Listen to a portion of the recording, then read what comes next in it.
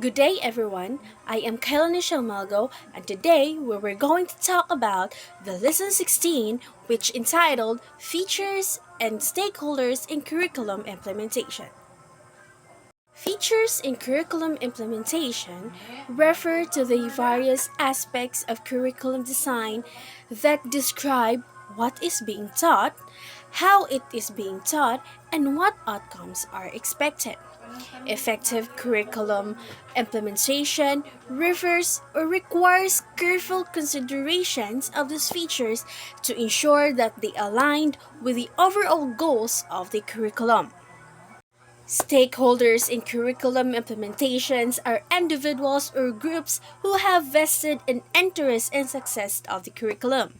These stakeholders may include teachers, students, parents, administrators, policy officers, and community members. Each stakeholder group may have unique perspectives and priorities that must be taken into account during the curriculum implementation process. Involving stakeholders in the planning and implementation of curriculum can help to ensure that their needs and expectations are met and can increase the likelihood of successful implementation. So, according to Belbois et al. In 2008, there are six features in curriculum that must be considered. It answers the questions number one, who teaches? Number two, who do the teachers teach? Number three, what do the teachers teach? 4. How do the teachers teach? 5. How much of the teaching was learned? And 6 is with whom do we teach? So now, let's discuss them one by one. Number 1 features in curriculum is who teaches. The question who teaches?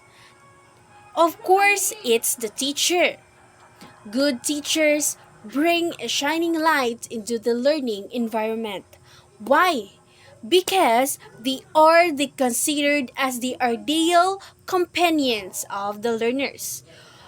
With the advances of communication technology, good teachers are needed to sort out the knowledge from the information, but even more important, that excellent teachers are needed to sort the wisdom from the knowledge.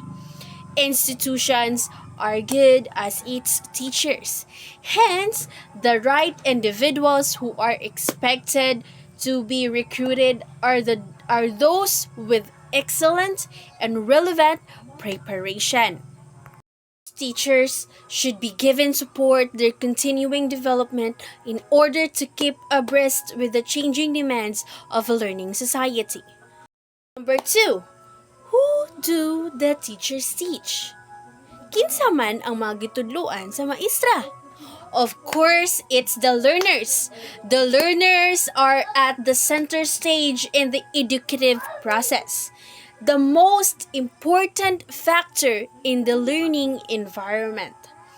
Teachers need to understand and accept their diverse backgrounds.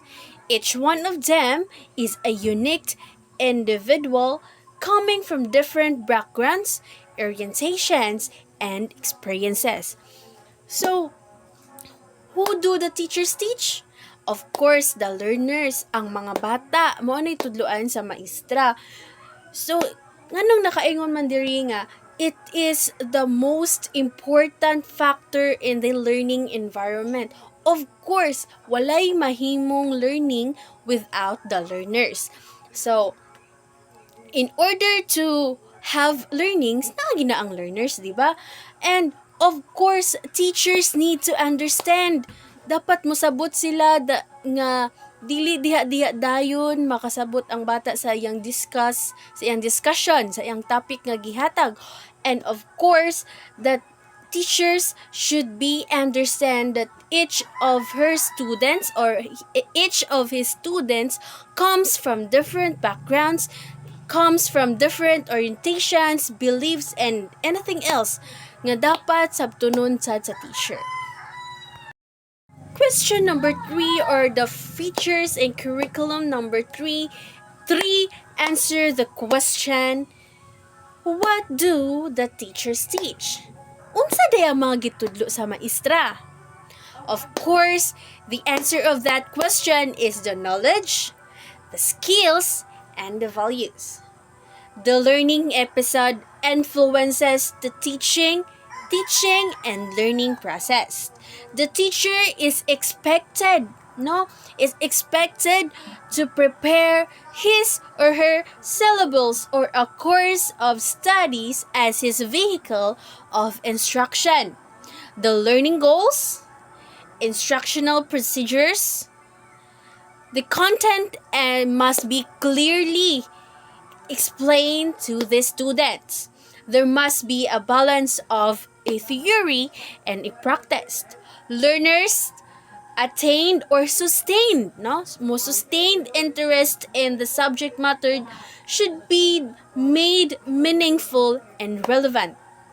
So, unsa ganito ang mga itudlo sa teachers? Of course, knowledge, skills, and values. Magkuyo ginas lang tulo. It's not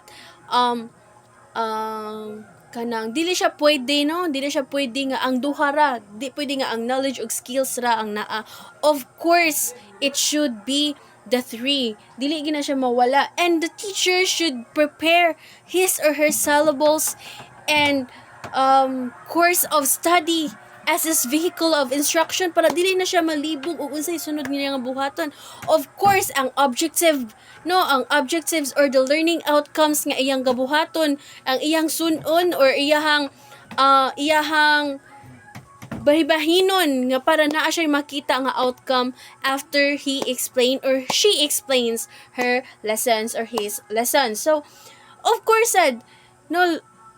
his syllables or course of study that he prepared or she prepared must be meaningful and relevant and must sustain interest of the students. Kay mag-unsa man lang na og naa kadahay kanang syllables and course pack, naa kay syllables and course of study niya. Ang imuhang mga students kay walay interest sa imuhang topic or discussion. So, it should be balanced, It should be balanced that na ang theoretical framework or theoretical and practices and ang subject matter should be meaningful and relevant. Question number 4 is, how do the teachers teach? Ginaunsa di ay pagtudlo sa maestra. Unsaon pagtudlo sa maestra to have her students na ma-learn or maka-learn or ma-sustain ang ilang interest. So, how do the teachers teach? Its answers is strategies and methods. Strategies and methods, techniques ginabuhat sa maestra para makuha niya ang atensyon sa iyang mga estudyante. So, it says here that researchers show that there is walay best strategy that could work in a million of different student background and characteristics. However, for teachers to teach effectively, they must use appropriate methodologies, approaches, and strategies coupled with compassionate and winsome nature. Niingon diri nga sa research, niingon ang research that there is no best strategy to work in a million of different student background and characteristics. Walay best nga strategy nga makuha nimo, but in order for the teachers to teach effectively, she or he must think for a technique, for a methods, or for a strategy to have interaction with his students. Say for example, grade 1 imong students, dayon ang imong methods nga ginagamit or ang imuhang strategy nga gigamit kay dili mauyon sa grade 1 students. So, wala gyapon mahimo kay ang imong mga bata na dili man na ma-sustain or dili man na makuha gyapon nimo ang interest. Magsige kag yaw diha for imong mga students. dili na mamati nimo, dili na maminaw nimo because kay ang imuhang mga methodologies or strategies and methods nga ginagamit kay wala man mauyo nila. Kung moingon ta grade 1 then unsa may mga best strategies and methods no nga makuha nimo or masustain nimo ang interest sa imong mga student. Yes, of course, manganta mo like kanang mo if naay mo answer mo give ka og rewards. Yes, that is the best way. No, that's the best way to have kanang effective teaching na ang interaction you and the learners, you and the teaching and the learning process is very effective in that way kay ngano man of course kay ang methods o ang strategy nga imong gigamit kay nauyon man nila dili man kanang ang alangan man sad no grade 1 imong students nga imong mga methods kay mga instructions and strategies nga gihatag nila kay dili sila kasabot sa imong gihatag, so it's not ideal. So no, teachers should select teaching methods, learning activities, and instructional materials or resources appropriate to learners and aligned to objectives of the lessons. No, align gihapon in order for you to have a kanang easy na ang imuhang pag-deliver sa deliver sa imong topic or deliver sa imong lesson. You have the lesson plan na amang kay kanang intended learning outcomes. So in that intended learning outcomes, diha na nimo matan-aw if after on your discussions imong mga assessment nga gihatag nakuha ba or na-met ba nimo or na-met ba sa imong mga students and also you kay in order to have kanang effective teaching process. 5. How much of the teaching was learned? How much of the teaching was learned? In this area, it answers the performance at the end of a teaching act. It is necessary to find out if the objectives set were accomplished. No kay naman kay topic, kay kuan sa emong lesson plan, naman kay intended learning outcomes.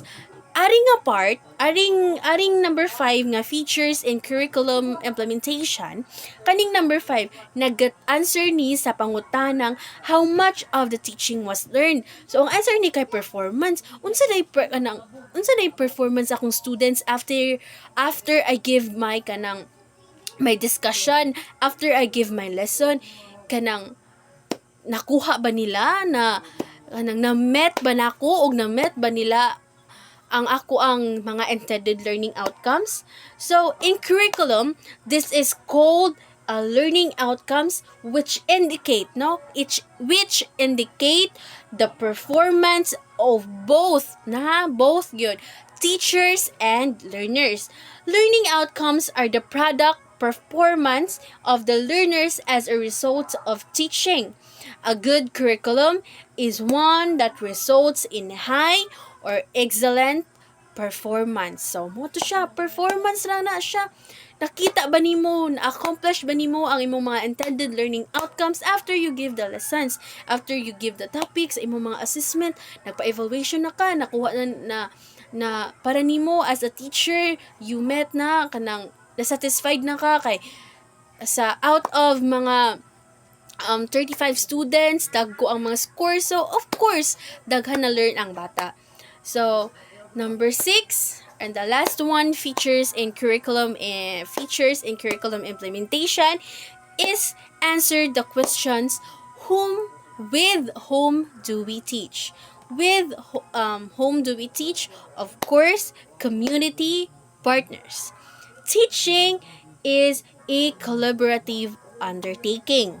While teachers are the focal point in the learning process, they must draw upon the resources of their environment and of their partners to be effective. Teachers must establish a relationship with parents NGOs, and their other stakeholders. With whom do we teach? Of course, another stakeholders na said no, community partners. No, nanay diri. Teaching is a collaborative undertaking.